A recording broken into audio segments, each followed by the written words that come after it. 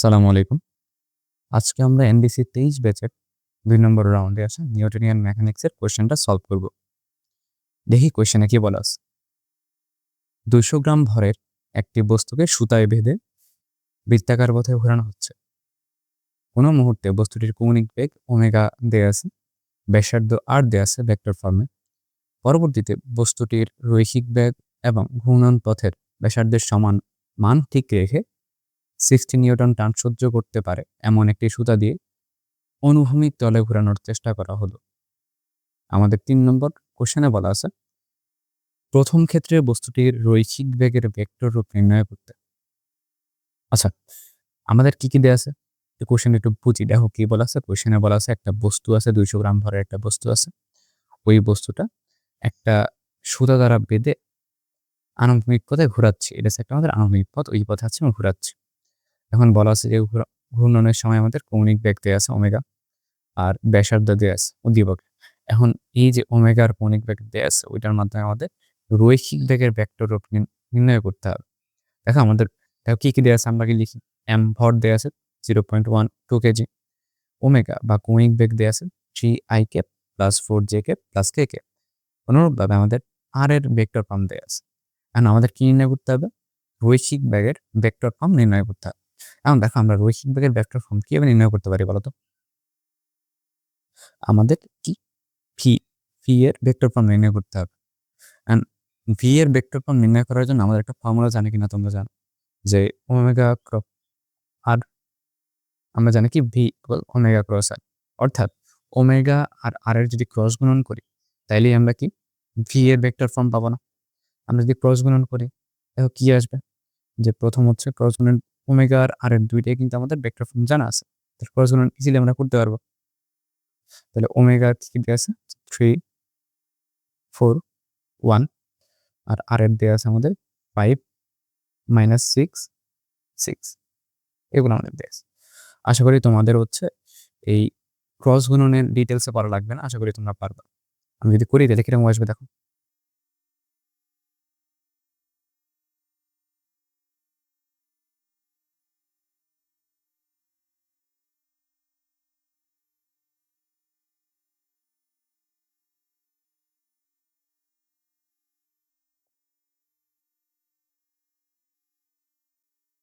আচ্ছা, আমরা ক্রস গুণন পড়ার পরে দেখো কি পাইলাম, যে ক্রস গুণন পড়ার পরে আমাদের অ্যান্সার পাইলাম আছে 30i minus 13j cap minus 38 কে ক্যাপ। তাহলে আমাদের কিন্তু এটাই বের করতে বলা হয়েছিল যে ভি এর ভেক্টর ফর্ম কি। তাহলে ভি বা রৈখিক বেগের ভেক্টর রূপে প্রকাশ করলে কিরকম আসবে? 30i cap minus 13j cap minus 38 কে ক্যাপ।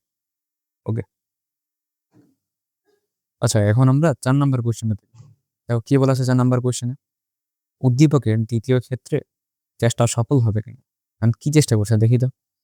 দেখো পরবর্তীতে বস্তুটির রৈখিক বেগ ও ঘূর্ণন পথের ব্যাসার্ধের মান ঠিক রেখে 60 নিউটন টান সহ্য করতে পারে এমন একটি সুতা দিয়ে আনুভূমিক তলে ঘোরানোর চেষ্টা করা হলো। আচ্ছা, তার মানে কি বলছে, যে প্রথমত হচ্ছে একটা এই যে স্মল এম ভরের বস্তু, মানে 200 গ্রাম ভরের বস্তুকে আমি একটা বেগে ঘোরাচ্ছিলাম, কৌণিক বেগে ঘোরাচ্ছিলাম। ওইটা একটা রৈখিক বেগও ছিল। কারণ যেই বেগে ঘোরাচ্ছিলাম ওই বেগ ঠিক রেখে আর ব্যাসার্ধের মান যদি ঠিক রেখে আমি যদি যে সুতাটা দিয়ে ঘোরাচ্ছিলাম ওই সুতাটা এমন একটা সুতা দিয়ে রিপ্লেস করি যার হচ্ছে আমাদের সর্বোচ্চ টান বল সহ্য করার ক্ষমতা 60 নিউটন, তাইলে কি আমি সেম বেগে কি এটা ঘুরাইতে পারবো কিনা, বা আমার চেষ্টা কি সফল হবে কিনা এটা জানতে চেয়েছে। তাহলে দেখো এখানে একটা জিনিস বোঝা রয়েছে, বুঝতে পারলাম ওটা একদম ইজি। তাও কিভাবে করা যায়? আচ্ছা, একটা বস্তু বৃত্তাকার পথে, আনুভূমিক বৃত্তাকার পথে ঘোরার জন্য অবশ্যই কি লাগবে? একটা কেন্দ্রমুখী বল লাগবে। কারণ কেন্দ্রমুখী বল কাউকে না কাউকে দিতে হবে। এখানে কেন্দ্রমুখী বলটা দিবে কে? এখানে কেন্দ্রমুখী বল যোগান দেবে হচ্ছে আমাদের সুতার টান বল। অর্থাৎ ঘোরার জন্য যে পরিমাণ কেন্দ্রমুখী বল দরকার, ওই পরিমাণ বল কি সুতার টান সৃষ্টি হবে।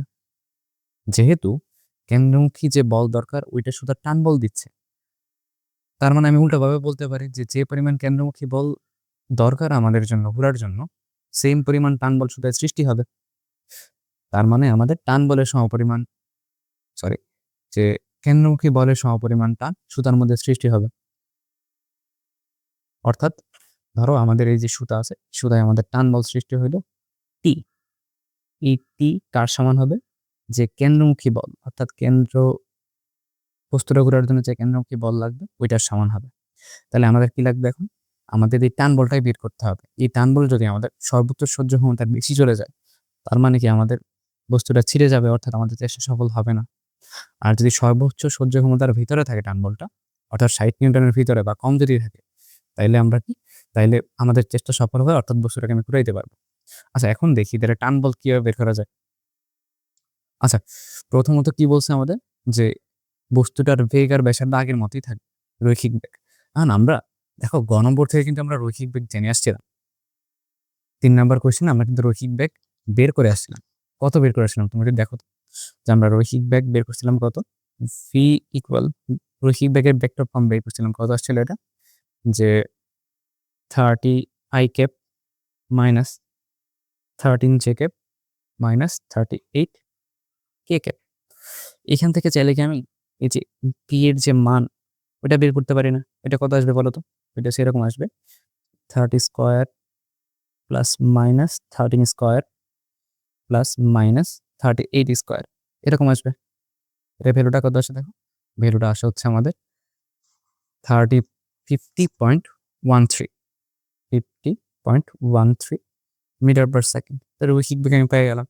আর আমাদের কি লাগবে? ব্যাসার্ধ। ব্যাসার্ধ তো আমার দেয়া আছে, কত দেয়া আছে বলো তো? ব্যাসার্ধ দেয়া আছে আমাদের হচ্ছে 5 i cap minus 6 j cap plus 6 K cap, এটা দেয়া আছে।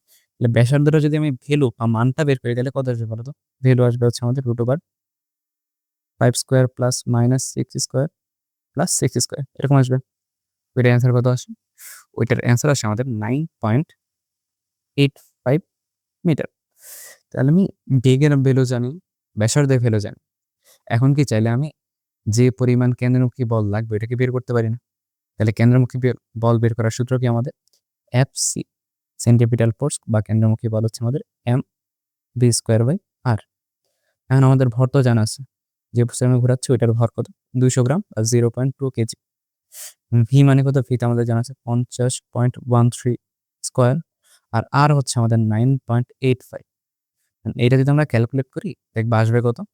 আসবে আমাদের 51.03 নিউটন। তাহলে আমি কি পাইলাম? যে এই যে এম বস্তুটা আছে, এই এম বস্তুটাকে ঘোরার জন্য, বৃত্তাকার পথে আনুভূমিকভাবে ঘোরার জন্য 51.03 নিউটন পরিমাণ কেন্দ্রমুখী বল লাগবে। আর আমাদের কি বলা ছিল? যে 60 নিউটন টান সর্বোচ্চ সহ্য করতে পারবে। আর যদি আমাদের কেন্দ্রমুখী বল 51.03 নিউটন লাগে, তার মানে সেম পরিমাণ টান আমাদের এই যে সুতার মধ্যে সৃষ্টি হবে।